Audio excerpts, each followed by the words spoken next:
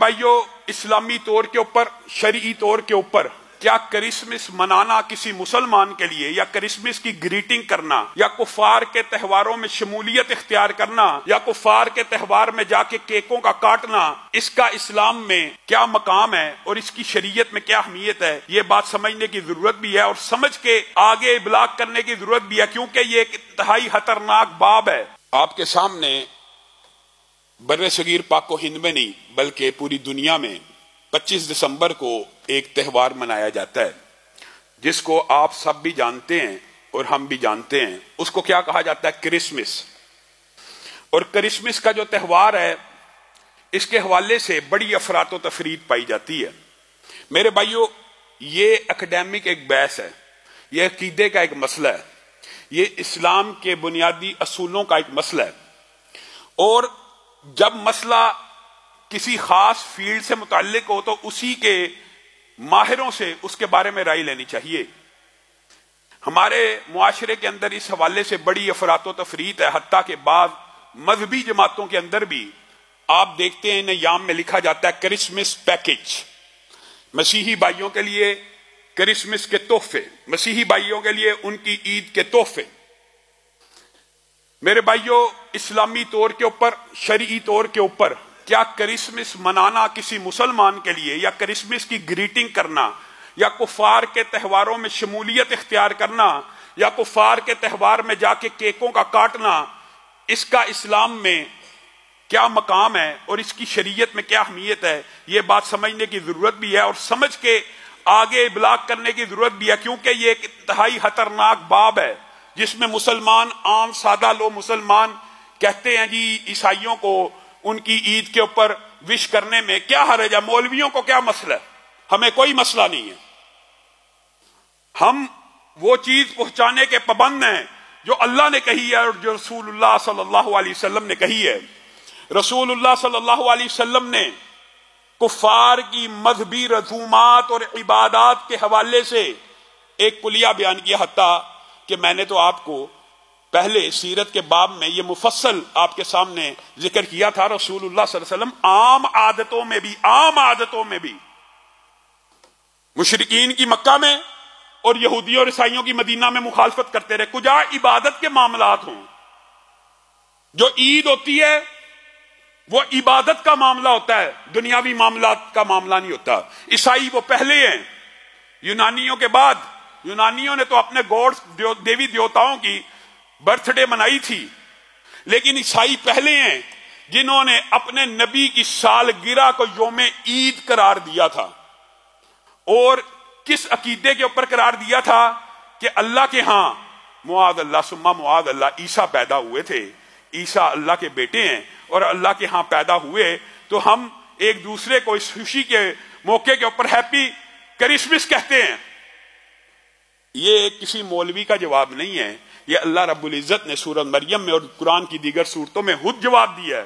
وَقَالُوا اتَّخَذَ الرَّحْمَنُ وَلَدًا لَقَدْ جِئْتُمْ شَيْئًا إِدًّا تَكَادُ السَّمَاوَاتُ يَتَفَطَّرْنَ مِنْهُ وَتَنشَقُّ الْأَرْضُ وَتَخِرُّ الْجِبَالُ هَدًّا أَن دَعُوا لِلرَّحْمَنِ وَلَدًا إِن كُلُّ مَنْ فِي السَّمَاوَاتِ وَالْأَرْضِ إِلَّا آتِي الرَّحْمَنِ عَبْدًا۔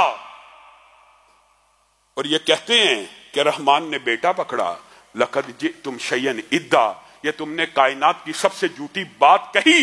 تکاد السماوات یتفطرن منہ، قریب ہے کہ آسمان پھٹ جائے، یہ اتنی کڑوی بات ہے، زمین پھٹ جائے، آسمان ٹوٹ جائے، پہاڑ ریزہ ریزہ ہو جائیں۔ ان دعوا للرحمن ولدا، تم نے یہ کہہ دیا کہ رحمان نے بیٹا پکڑا، اور رحمان کو یہ زیب نہیں دیتا وہ کسی کو اپنا بیٹا بنائے۔ زمین و آسمان میں جتنی بھی مخلوقات ہیں، اللہ آتی الرحمن عبدا، وہ اللہ کے سامنے عبد بن کے آتی ہیں، بندہ بن کے آتی ہیں۔ یہ تم نے کتنی کڑوی بات کی۔ اللہ تو اس کو کڑوی بات کہہ رہا ہے، اللہ تو کہہ رہا ہے کہ زمین و آسمان اس بات کے جواب میں ریزہ ریزہ ہو جائیں، پہاڑ ریزہ ریزہ ہو جائیں، لیکن آج کا مسلمان منہ اٹھا کے اپنے عیسائی ساتھی کو اور اقلیتی ساتھی کو جا کے کہتا ہے ہیپی کرسمس، میں تجھے مبارک دیتا ہوں کہ اللہ کے ہاں عیسیٰ پیدا ہوا۔ یہ مسلمانیت ہے؟ بقائے باہمی عیسائیوں کے ساتھ پورے سال اچھا سلوک ہوگا، عیسائیوں کی آپ شادی بیاہ میں ان کی مدد کریں، ہونا چاہیے۔ اقلیتوں کے ساتھ معاملات، عیسائی ہمارے گھروں میں کام کرتے ہیں، آتے جاتے ہیں، ہمارے معاشرے میں بقائے باہمی کا کلچر ہے، پورا سال عیسائیوں کے ساتھ تعاون ہوگا، لیکن ان کے عبادت کے جو تہوار ہیں اس میں ان کے ساتھ تعاون بھی نہیں ہوگا، تعامل بھی نہیں ہوگا، بلکہ ان معاملات میں ان سے بے روحی کی جائے گی اور بے روحی برتی جائے گی، ان ایام میں ان کو مبارک نہیں دی جائے گی۔ امام ابن تیمیہ اور ابن قیم اور ائمہ نے اس بارے میں بڑی مفصل بحث کی ہے۔ آپ نے آج تک کوئی عیسائی دیکھا ہے جو مسلمانوں کی بقرعید کے موقع کے اوپر آ کے آپ کے طرف سے مسلمانوں کا دل رکھنے کے لیے ایک بکرا خریدے اور اس کی گردن پہ چھری چلا دے؟ آپ نے کبھی نہیں دیکھا ہوگا، لیکن آپ نے ایسے مسلمان ضرور دیکھے ہوں گے جو عیسائیوں کے اس تہوار پہ اپنی جیب سے کیک خریدیں گے اور اس کیک کے اوپر چھری چلا دیں گے۔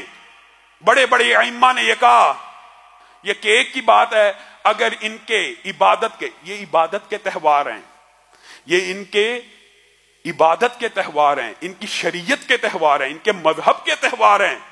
من تشبہ بھی قوم، جو بندہ تشبہ کرتا ہے کسی قوم کے ساتھ فہو منہ یا فہو منہم، تو وہ انہی میں سے ہے۔ اب مجھے ایک بات بتائیے، یہ تشبہ کیا صرف لباس میں ہے؟ لباس میں بھی نہیں ہونا چاہیے ایسا لباس جو کسی کافر کا مذہبی عقیدے کا حصہ بن جائے، اس لباس کی بھی مشابہت نہیں ہونی چاہیے۔ کجا یہ کہ آپ ان کے تہواروں کی مشابہت کرتے پھریں اور ان کے تہواروں کے اوپر جا کے کرسمس کے کیک کاٹیں، اور بڑے بڑے حاجی اور بڑے بڑے علماء بھی کرسمس پیکج دے رہے ہیں اور عیسائیوں کے ساتھ شریک ہو کر ان کیک کے اوپر چھری کو چلا رہے ہیں۔ حضرت عمر نے کہا کافروں کی اعیاد کے موقع کے اوپر، عیدوں کے موقع کے اوپر ان کی عبادت خانوں کا رخ بھی نہ کرو، کیونکہ اللہ کا غیظ و غضب ان کے اوپر نازل ہو رہا تھا، کیونکہ یہ تہوار انہوں نے خود گڑے ہیں، یہ خوشی کے تہوار نہیں ہیں، یہ اللہ کو ناراض کرنے کے تہوار ہیں۔ آپ وہاں جا کے کیک کاٹتے ہیں، محدثین نے، ائمہ نے لکھ دیا وہاں پہ جا کے کیک کاٹنا تو آپ نے تو اپنی جیب سے کاٹا، اگر وہ آپ کو کوئی تربوز بھی دے دیں تو آپ اگر وہ تربوز بھی کاٹ دیں تو یہ تربوز کاٹنا خنزیر کو ذبح کرنے سے زیادہ سنگین ہے۔ لیکن میں اور آپ اسلام کے ان بنیادی عقائد سے مسیحیوں کے ساتھ تعاون کریں، پورا سال ہے، تعاون پورا سال ہے۔ عیدوں کے اوپر وش کرنا، اس سے اجتناب کرنا مسلمانوں کی ضرورت ہے۔ لیکن میرے بھائیوں، میں اگر سوختہ ساما ہوں تو یہ رود سیاہ خود دکھایا ہے میرے گھر کے چراغاں نے مجھے۔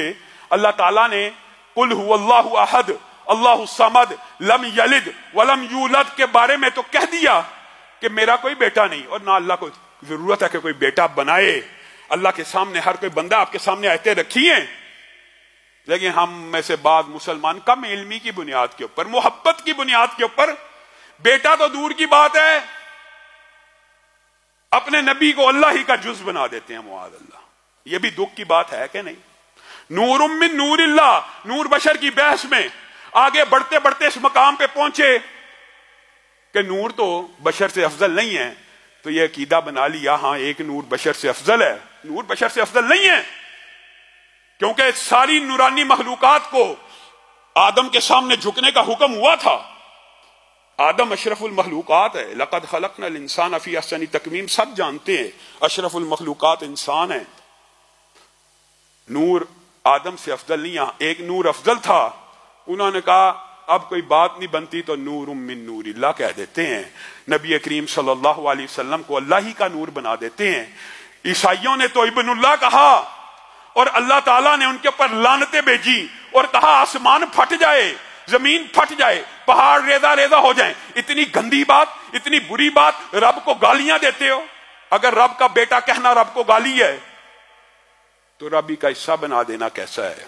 نور من نور اللہ، اللہ ہی کے نور کا حصہ ہیں۔ وَجَعَلُوا لَهُ مِنْ عِبَادِهِ جُزْءًا، اور تم نے اللہ کے بعض بندوں کو اللہ ہی کا جز بنا دیا۔ اور اس بات کو بھی اللہ رب العزت نے کلام حمید میں نبی کریم صلی اللہ علیہ وسلم کے ذریعے سے سالو کروایا۔ اے اللہ کے حبیب، قل کہہ دیجئے، قل ان کان للرحمن ولد۔ قرآن پاک میں توحید کی بھی اللہ تعالیٰ نے انتہا کی ہے، اور یہ آیات ان میں سے ہیں۔ پیارے نبی کو اللہ حکم دے رہا، قل آپ کہہ دیجئے، ان قان للرحمن ولد، اگر اللہ کا کوئی بیٹا ہوتا، اگر اللہ کا کوئی بیٹا ہوتا، فانا اول العابدین، تو اللہ کے بیٹے کا بھی یہ حق تھا کہ اس کی بھی عبادت کی جاتی۔ میں محمد صلی اللہ علیہ وسلم اس کی عبادت کرتا، لیکن اللہ کا کوئی بیٹا نہیں ہے۔ اللہ کی جتنی بھی مخلوقات ہیں وہ ساری کی ساری اللہ کے سامنے بندہ بن کے آتی ہیں، غلام بن کے آتی ہیں، عبد بن کے آتی ہیں، مخلوق بن کے آتی ہیں، نہ بیٹا بن کے آتی ہیں، نہ ہمسر بن کے آتی ہیں، نہ جز بن کے آتی ہیں، نہ کل بن کے آتی ہیں۔ یہ آپ کو کس نے مغالطہ ڈال دیا؟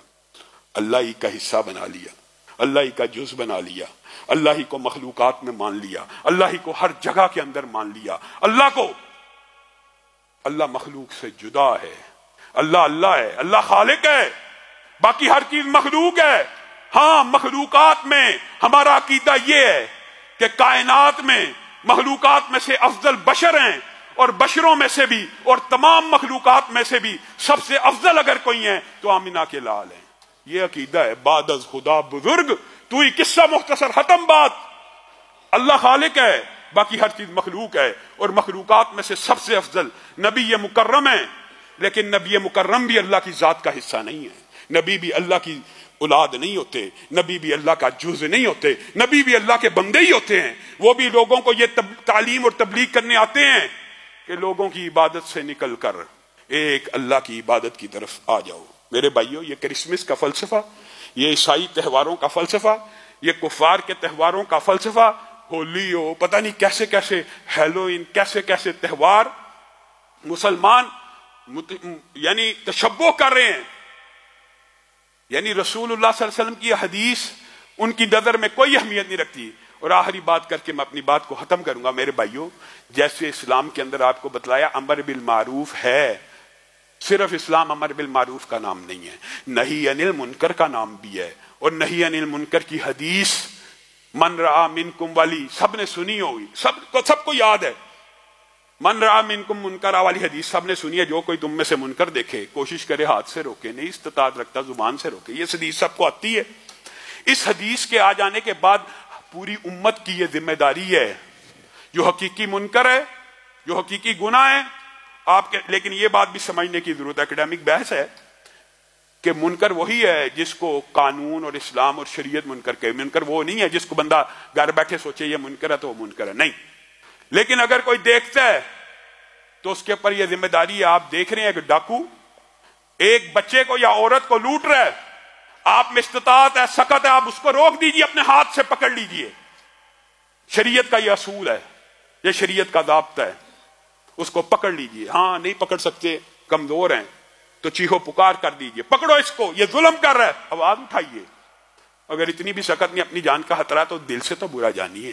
لیکن آج ہم امر بالمعروف کے اوپر لگے ہوئے ہیں، نہی عن المنکر کے بارے میں ہم نے سب نے خاموشی تانی ہوئی ہے۔ میرے بھائیوں، گانا جس طرح تنہائی میں کمرے کے اندر سننا حرام ہے، اسی طرح پبلک میں، کنسرٹ میں، کالج میں بھی حرام ہے۔ اسی طرح اگر یہ کنسرٹ اور گانا بجانا کسی اور اسلامی ملک میں ہو تو بھی جائز نہیں ہو جاتا۔ یہ آپ کو کسی نے مغالطہ ڈال دی ہے۔ یہ آج کل معاشرے کے اندر بڑا المیہ ہے۔ یہ جو حکمرانوں کی جو منکرات ہیں، ان کی جو نواہی ہیں، ان کو جو منع کرنا ہے ان کے کان میں جا کے کرنا ہے۔ جو منکر اعلانیہ ہو اس کا رد اعلانیہ ہونا چاہیے۔